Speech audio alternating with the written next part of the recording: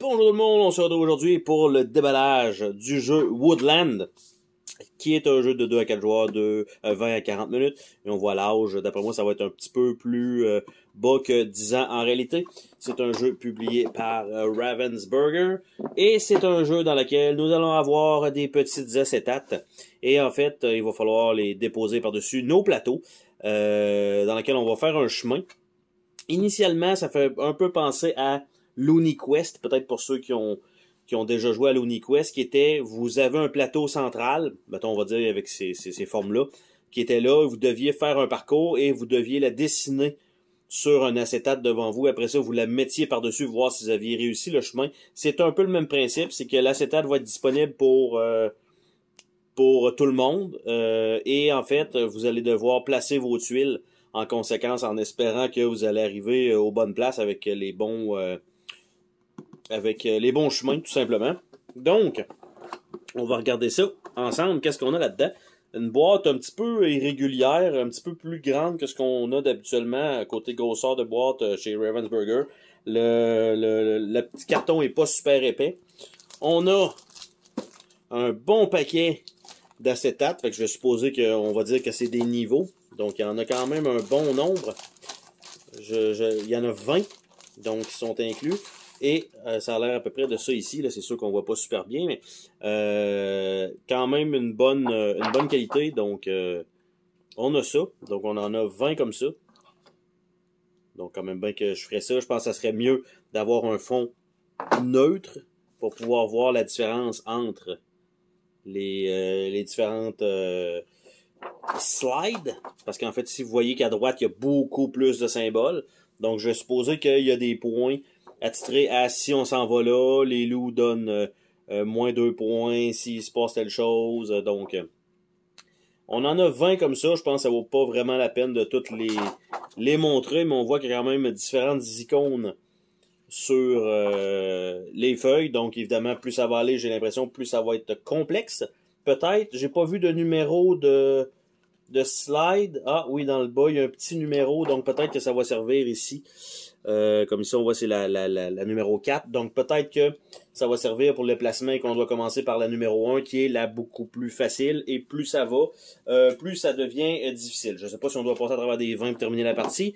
Ce sera à découvrir. Donc, ici, en fait, ça nous indique, si on joue à facile, ben, les 4 premiers chapitres, 5 chapitres, 4 chapitres en médium, 5 chapitres, mais je sais pas quoi, les chapitres, ça correspond à quoi exactement.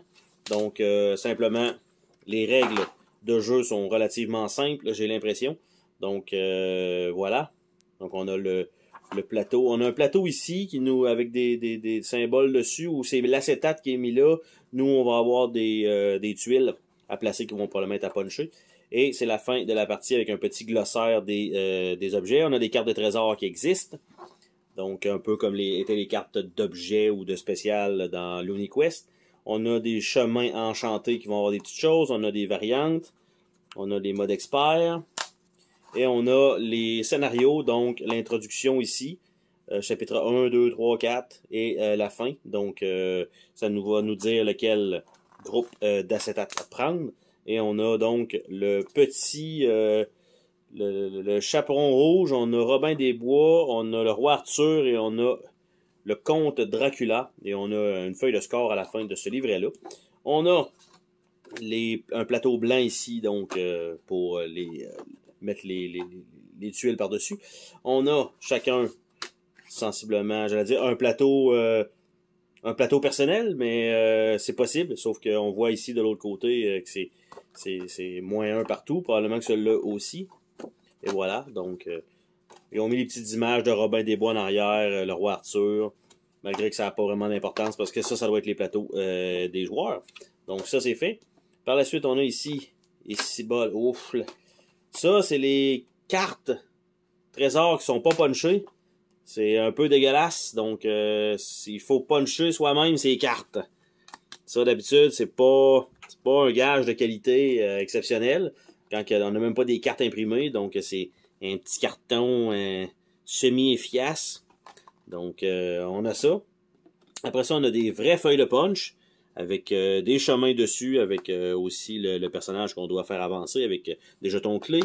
Les cartons eux-mêmes sont pas super épais, sont plutôt minces. J'ai l'impression qu'en forçant un peu, je pourrais facilement le plier. Donc, il manquerait peut-être une petite couche ou deux de papier sur ces jetons-là. Donc, ça ici, sur ces tuiles-là, là, on a un autre plateau comme ça. Il va en avoir quand même, j'allais dire quelques-uns, mais je pense qu'avec les clés comme ça, c'est suffisant. Et on a encore 2 feuilles, donc de chemin variés avec recto verso.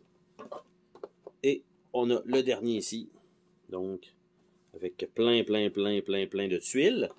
On a un petit sablier qu'on espère est fonctionnel. Je ne sais pas c'est quoi le timer de ça. On a ça. On a des petits gems de couleur. Je ne sais pas si c'est, j'allais dire pour les joueurs, mais non, parce qu'il y a beaucoup moins de blanc que les autres couleurs. Donc, on a ça. On a 4 stands pour mettre les 4 pions des personnages. On a un paquet de sacs pour les autres jetons, bien sûr. Et est-ce qu'on a une surprise en dessous? Probablement pas. Je dirais que non. Puis là, on est à côté ici. Donc, ça comme ça. Et non, rien en dessous de tout ça. Donc, le contenu, plutôt, je dirais que le budget a été mis sur les acétates de plastique, franchement, parce que les tuiles de carton manquent, malheureusement, un peu d'épaisseur. Je pense que ça va rondir rapidement. Ça va être un petit peu tannant côté qualité. Donc, ça, les petites cartes ici qu'il faut puncher soi-même, c'est dégueulasse, ça, par contre. Ça, franchement, il aurait pu faire un petit deck de cartes. Ils ont sauvé vraiment ce qu'ils pouvaient là-dessus. Ça, ici, ça, c'est correct là, pour les joueurs. Je pense qu'on n'a pas besoin de plus que ça. Ça, et on a le livret d'instruction qui est correct. Et les acétates, ben, c'est là, sensiblement, qu'est le budget. Je ne sais pas si ça va s'effacer rapidement à force de jouer, malgré que c'est pas là-dessus qu'on joue nécessairement. Donc, je crois que ça devrait être assez résistant au fil des parties. Et je ne sais pas s'il y a une certaine rejouabilité aussi entre les scénarios. Si vous avez à les refaire, c'est sûr que les tuiles probablement que vous recevez doivent être différentes. Mais c'était pas non plus un jeu extrêmement dispendieux, donc je comprends où est-ce qu'ils ont coupé les coins ronds pour pouvoir nous sortir une version un petit peu plus abordable. Donc sur ce, on se dit à la prochaine pour une autre vidéo. Salut tout le monde!